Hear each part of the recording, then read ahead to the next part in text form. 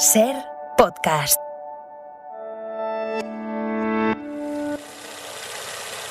Hay consenso. El año 2022 ha sido el año de nuestro cine. Ha habido películas españolas en todos los festivales internacionales, en Berlín, donde ha ganado Alcarràs, en Cannes, en Venecia, en San Sebastián. En los Goya hay más nominados y más nominadas que nunca. Las nominadas a Mejor Película son... Crónica 24/7. Alcarràs. Ha sido un éxito de crítica por la calidad de la oferta, las nuevas miradas, la diversidad. Toma nota. Modelo 77. Cine sevillano. La cámara brutal. Y Azbesta, que reinventa el hueste, pero la Galicia profunda. Y éxito también de público. Falta mucho terreno que recuperar para llegar donde estábamos antes de la pandemia, pero el cine español ya supera el 20% de la cuota de pantalla y este año ha recaudado más de 80 millones, el doble que el año anterior. 5 lobitos. Eva Aguado. La maternal. Muchísimas felicidades y mis mejores deseos, nuestros mejores deseos a todos los nominados y nominadas. ¿Ha sido un buen año? ¿O es el primero de muchos buenos años para el cine español? Episodio 59.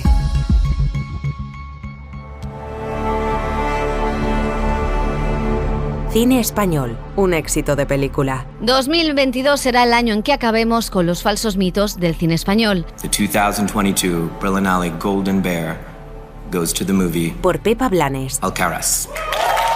La victoria de Alcarràs, la película de Carla Simón en Berlín, supuso un antes y un después. Hacía tiempo que España no ganaba un Oscar o un premio internacional y eso ha servido para quitar prejuicios sobre nuestro cine. Es un año con muchísima diversidad, con voces autorales bien distintas, de distintas zonas geográficas de nuestro país, en distintos idiomas, y creo que en ese sentido el cine español es más rico que nunca. María Zamora es productora de Alcarràs, además presenta película en la próxima Berlinale. Es uno de los nombres que ha renovado el cine español, ese que ya nada tiene que ver con el estereotipo de la españolada. Pues igual esas voces que antes decían que siempre hacíamos la misma película y que todas las películas españolas eran de la guerra civil, quizá ahora digan que todas las películas españolas hablan del mundo rural. Jóvenes productores que apuestan por un cine independiente similar al que se hace en Europa. La cosecha de este año, nos dicen, no ha aparecido así porque sí. Detrás hay un trabajo de hace décadas, una implicación de instituciones, productores, creadores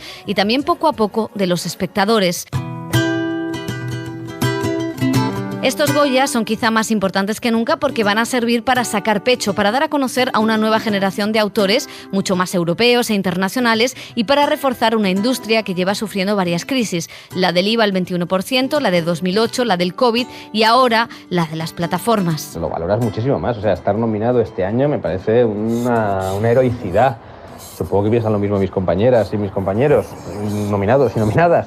Es una heroicidad es una heroicidad cada año. Sorogoyen se felicitaba por esta cosecha que además introduce nuevos temas como lo rural, presente en películas como Suro, El agua, Alcarràs o Asbestas. Realmente España es un país muy rural. Se había hecho un cine rural que por alguna razón pues se había dejado de hacer, ¿no? Y ahora hemos vuelto a él, pero desde un sitio que creo que es muy natural, que es que la gente de pueblo, de clase media, que crecimos en pueblos, pues hemos tenido como la oportunidad, por una cosa obvia, ¿no?, de la democratización un poquito del cine, ¿no? Pues de estudiar fuera y de empezar a hacer cine y luego, pues claro, volvemos a nuestras raíces. O la maternidad, donde hemos visto un cambio en los relatos. Hemos visto también a directoras y actrices hablar directamente de conciliación y desigualdad. Lo han hecho en 5 lobitos, La maternal o Girasoles silvestres. La precariedad profesional hace que no tengamos herramientas. Entonces, ¿cómo concilias? Y el otro día me reía con una amiga porque decía, a ver, ¿cómo cuidas de un bebé? ¿Trabajas 8 horas? Imagínate que en el caso de Amaya se te enferma un progenitor, ¿cuidas del progenitor? ¿Sigues teniendo tiempo para la pareja? Y tienes tiempo para ti. Es como, pues no sé cómo se hace todo eso, la verdad. Más ejemplos de lo diverso que es nuestro cine, En los márgenes, de Juan Diego Boto. Es una película sobre los desahucios que se inserta en esa tradición tan fuerte en España de cine social que no abandona a la clase obrera. ¿Y qué coño querés que haga? ¿Que me plante allí y me ponga a gritar que vais a dejar a una familia en la calle? Que me ponga a gritar que vais a dejar a una familia con un menor en la calle. ¿Quieres que haga eso? Ahí se suma Modelo 77, la cara B de esa transición modélica que habla de los más olvidados, los presos comunes, a modo de thriller. Yo no soy un delincuente. No pueden caerme 6 años por eso, no tiene sentido. Esta es mi celda y aquí se hace lo que yo digo. Nuevos temas en el cine español que rompe también ese estereotipo de la comedia española o de un cine lleno de sexo. Nada que ver. Este año hemos tenido comedias, sí, también thriller y hasta terror con Cerdita. Hombre, desde luego es una manera de visibilizar maravillosa, es un altavoz increíble, con lo cual espero que también eso ayude. Es Laura Galán, uno de esos nuevos rostros del cine español que rompe también con un canon de belleza y que muestra que otros cuerpos en las películas son posibles. Está nominada a Actriz Revelación junto con otros nombres que igual no les suenan: Valeria Sorolla, Telmo Irureta, Zoe Stein, Diego Anido, Laia Costa, Vicky Luengo.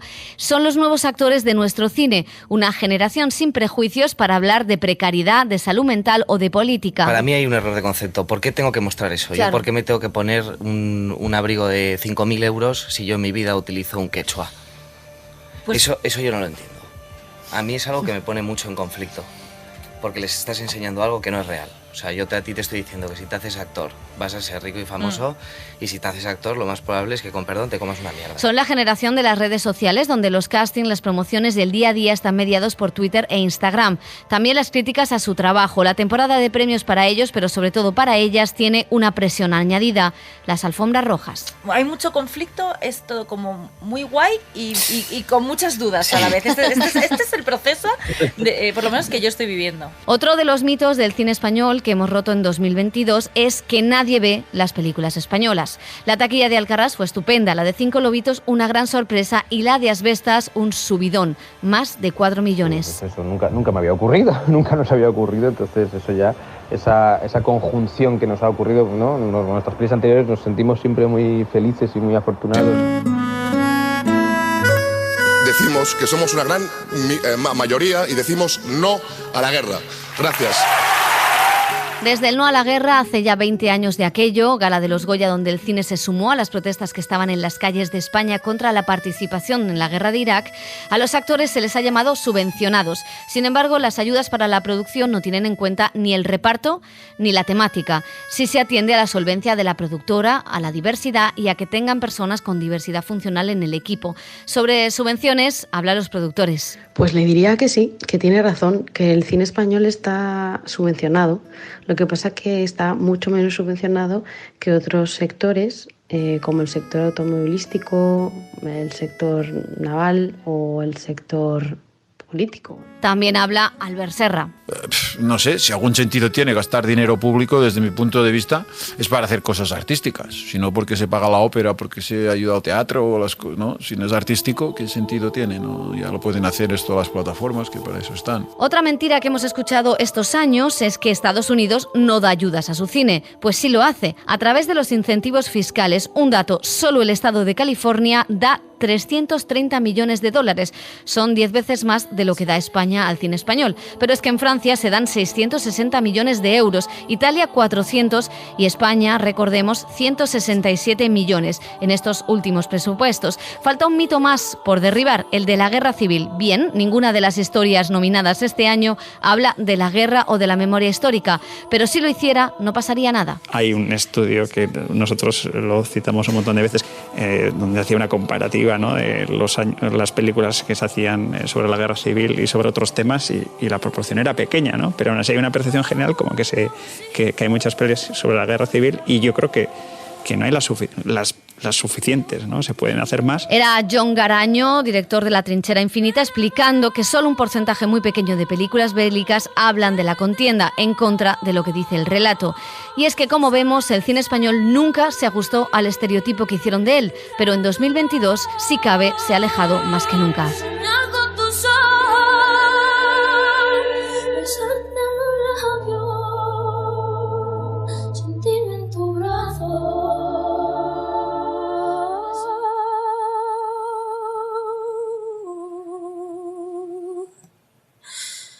Que soy muy feliz.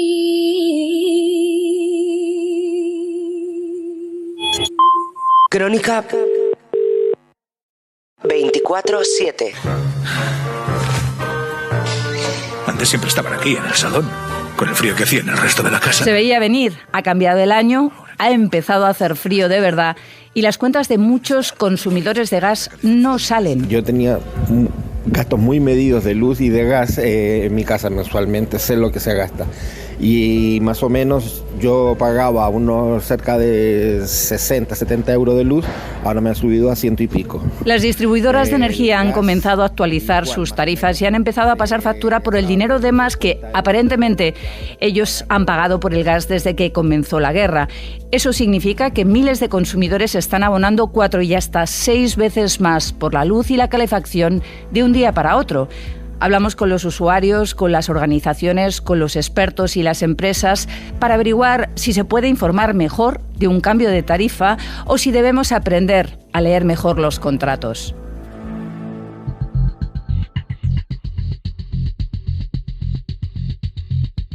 Cuando el gas te deja tiritando. Por Sira Valdés.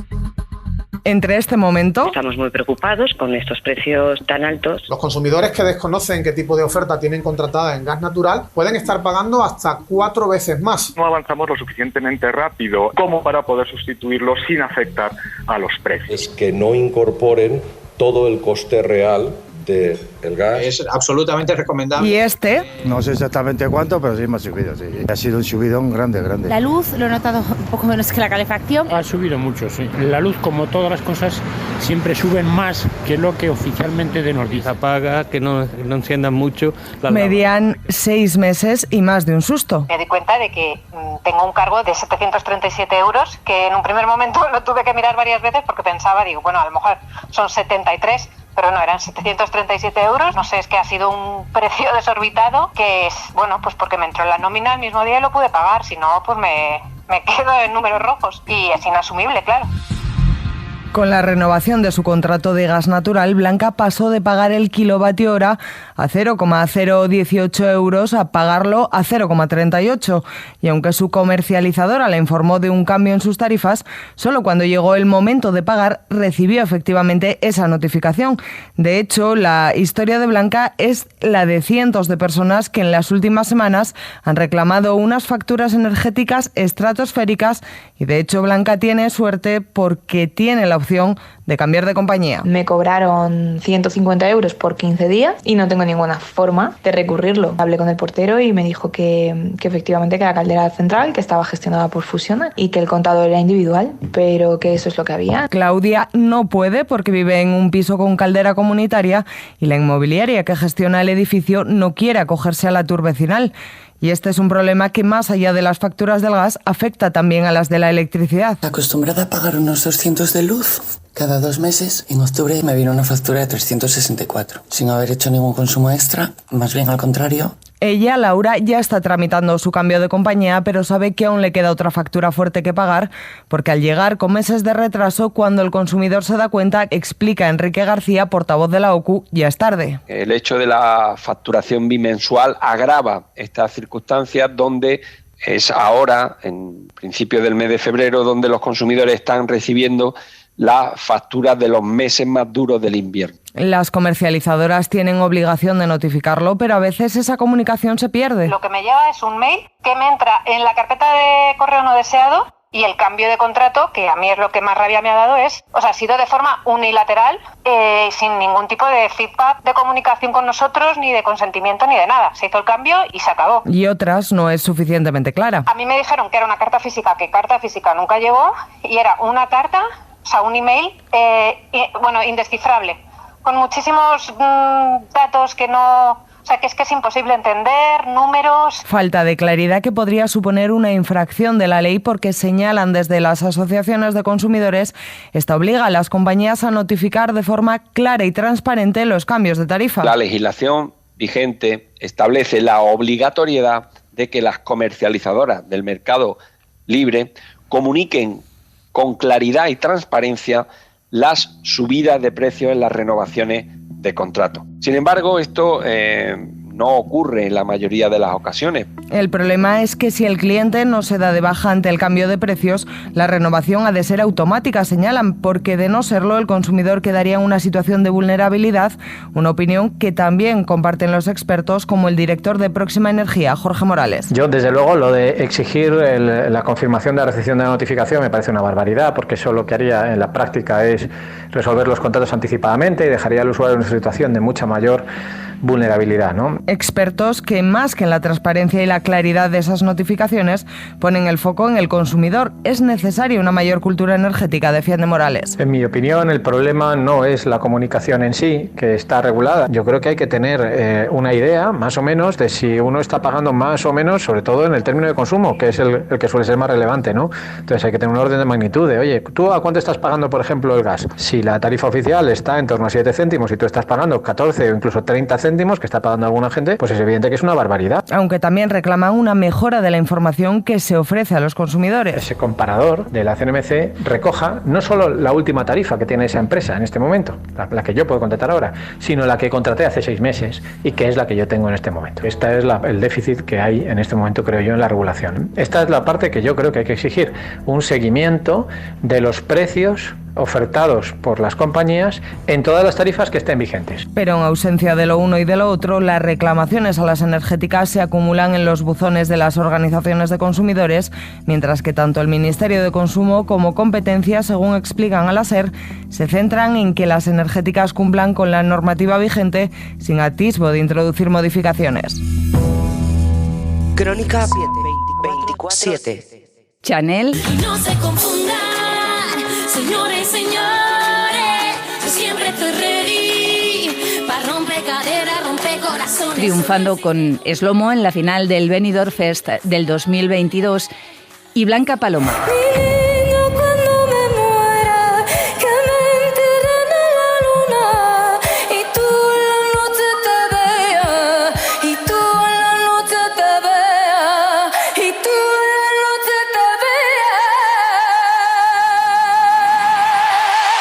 Ganando el Benidorm Fest del 2023 con Ea Ea. Entre esos dos momentos televisivos hay 12 meses y 1 millón de espectadores menos. Y esa es la pregunta que nos hacemos con expertos televisivos y con los que saben de música, también con los hosteleros del Benidorm Fest. ¿El festival ha triunfado pese a la caída de audiencia o ha fallado algo? Benidorm Fest ya no es una fiesta. Benidorm Fest es un éxito, porque es una buena iniciativa televisiva, porque generó en su momento, el año pasado, el fenómeno fan que continúa. Por Julio Guerra. Y pese a que, claro, se ha acabado el efecto sorpresa y la polémica del año pasado, y por eso ha tenido un poco menos de repercusión en la audiencia. Y por lo tanto, representante de España para Eurovisión, Chanel. Mariola Cubells lo tiene claro. Benidorm Fest, éxito. Ella es periodista, experta en televisión, y nos habla de ese dato llamativo, el de una audiencia que desde hace años está fragmentada en nuestro país, y la misma cifra que hace años podía ser un fracaso rotundo, ahora puede ser todo lo contrario. Un 14 de ser en este momento en la tele pública con casi 2 millones de espectadores es un buen dato. Pero claro, el hecho es el que es, y aunque líder, el festival, el fenómeno que venía a cambiarlo todo, se ha dejado más de 1 millón de espectadores de la primera edición a la segunda. Se debe a 2 factores. Uno, insisto, la sorpresa. La iniciativa del año pasado era algo insólito, nunca se había planteado así, y eso generaba una atención y una especie de expectación que se va diluyendo. Esto pasa siempre en la tele. Eso por una parte. Y luego, la polémica que hubo el año, que ya venía cocinándose desde antes de que tuviera lugar la gala en redes y demás, generó que el año pasado se viera más. Los participantes también tenían una especie de rotundidad, muy poco eurovisivos, ¿no? Una Rigoberta. Todas las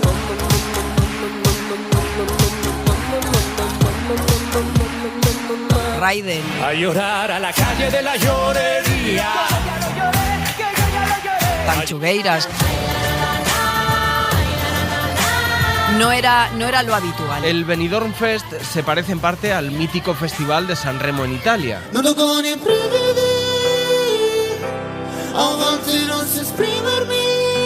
Es también la preselección italiana de Eurovisión, pero en ese caso es un evento de décadas, el de Italia, con una potencia que ni las finales de la Champions. Hablamos de audiencias de más del 60% de los espectadores. No descartaría que estuviera como yendo hacia ese San Remo tan mítico que hay en Italia.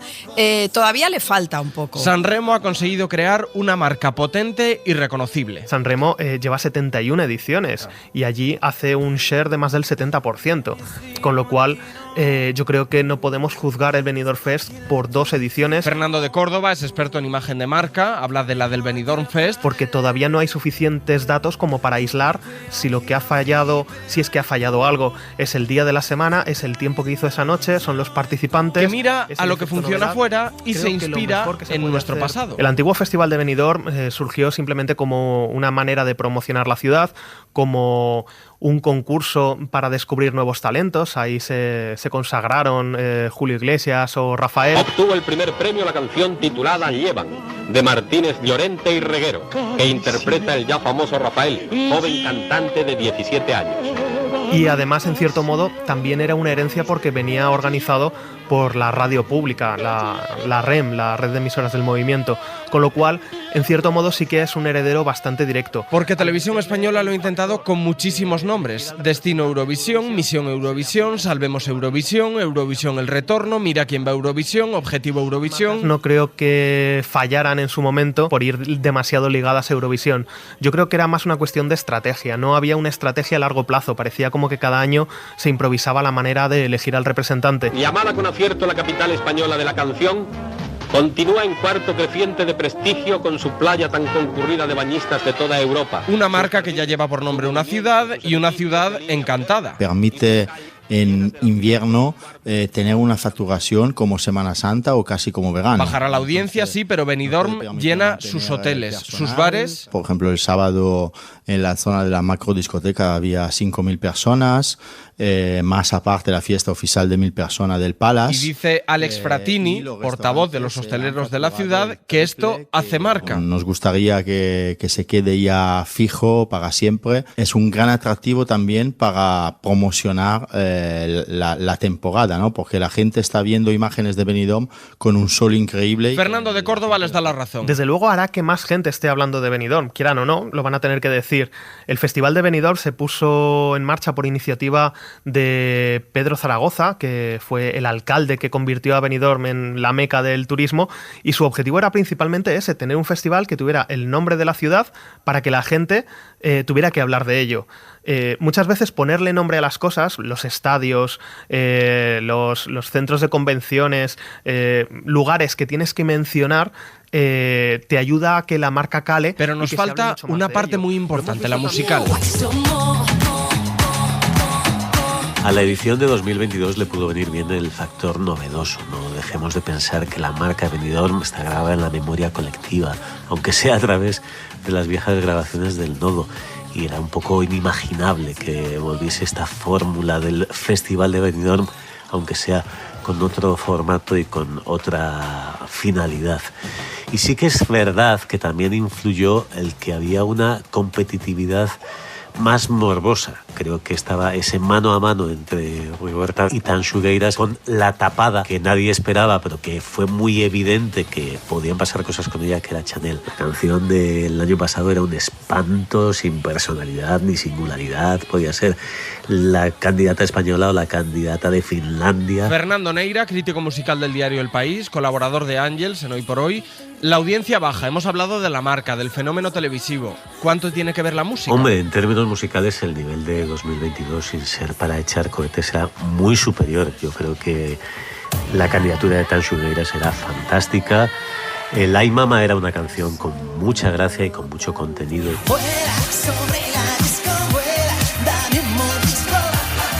podemos olvidar que, por ejemplo, Bárbara Brava, que quedaron quintos o sextos a partir de su participación en el Benidorm Fest del año pasado, se han convertido en un icono en la televisión italiana. Porque Neira tiene claro que las propuestas son muy distintas. Este año, a mí la única canción verdaderamente notable alto era la de Alice Wonder. Yo quisiera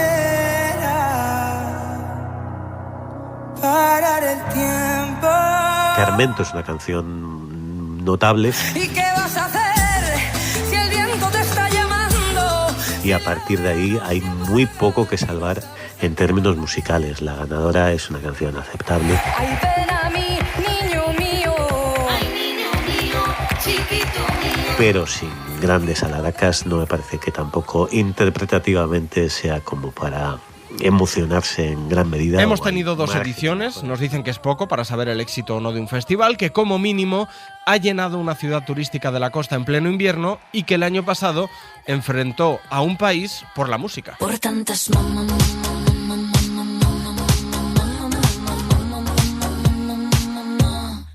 todas las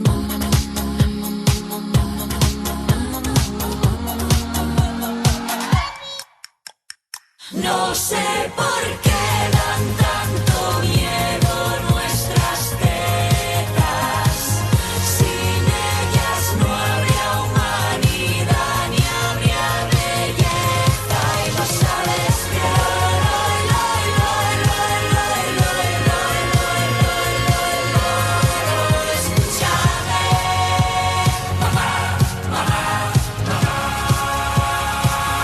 Crónica 24/7.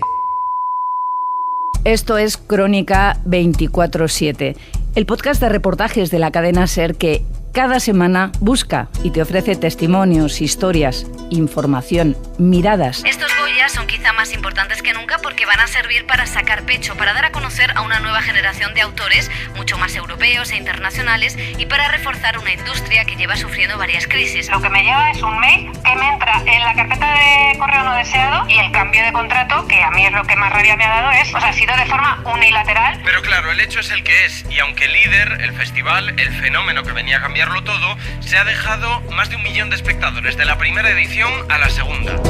Dirección Eva Aguado. Está en todas las plataformas. Suscríbete. Hombre, desde luego es una manera de visibilizar maravillosa, es un altavoz increíble, con lo cual espero que también eso ayude. Con la renovación de su contrato de gas natural, Blanca pasó de pagar el kilovatio hora a 0,018 euros a pagarlo a 0,38. El antiguo Festival de Benidorm surgió simplemente como una manera de promocionar la ciudad, como un concurso para descubrir nuevos talentos. Realización y diseño sonoro, Juan Aranaz. Disponible los sábados a las 10 de la mañana en la aplicación y la web de la cadena SER y en las principales plataformas. Cadena SER. La radio.